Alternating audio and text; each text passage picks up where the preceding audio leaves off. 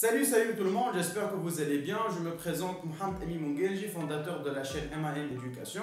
Donc dans le cadre de cette vidéo, je vais vous présenter le premier chapitre qui entre dans le cadre de la matière contrôle de gestion. Le premier chapitre qui est intitulé budgétisation des ventes. Pourquoi il faut commencer par la budgétisation des ventes? La budgétisation des ventes en tant que la première partie de l'articulation budgétaire. Et pourquoi on fixe les ventes avant de commencer notre année?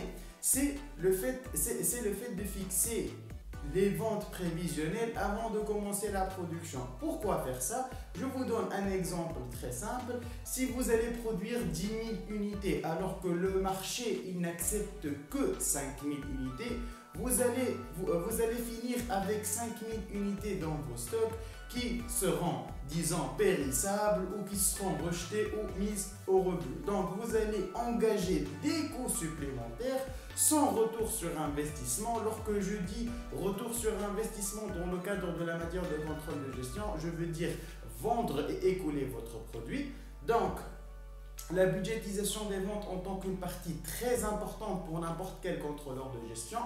Tout d'abord, il faut fixer la méthodologie des ventes. Il y a deux méthodologies des ventes. Soit on va vendre avec la méthode basse, soit on va vendre avec la méthode haute. La méthode basse, c'est le fait d'écouler le produit sur le marché sans engager des stratégies commerciaux.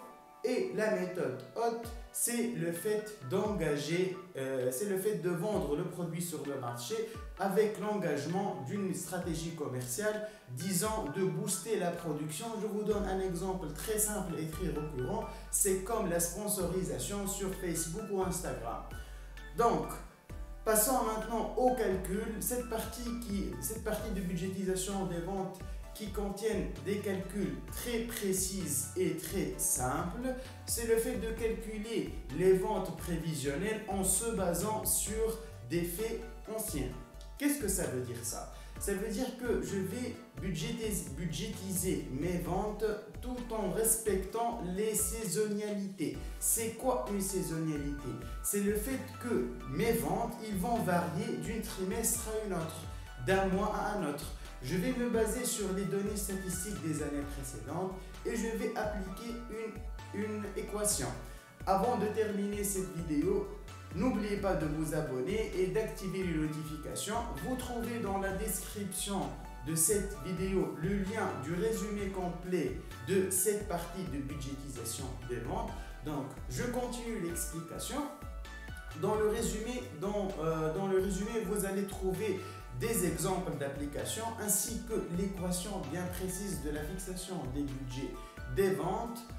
J'espère que cette vidéo vous a plu. N'oubliez pas de vous abonner et d'activer les notifications. Si vous avez des questions, n'hésitez pas de me contacter sur ma page Facebook ou sur mon email personnel qui est man.education sans accent man.education98@gmail.com.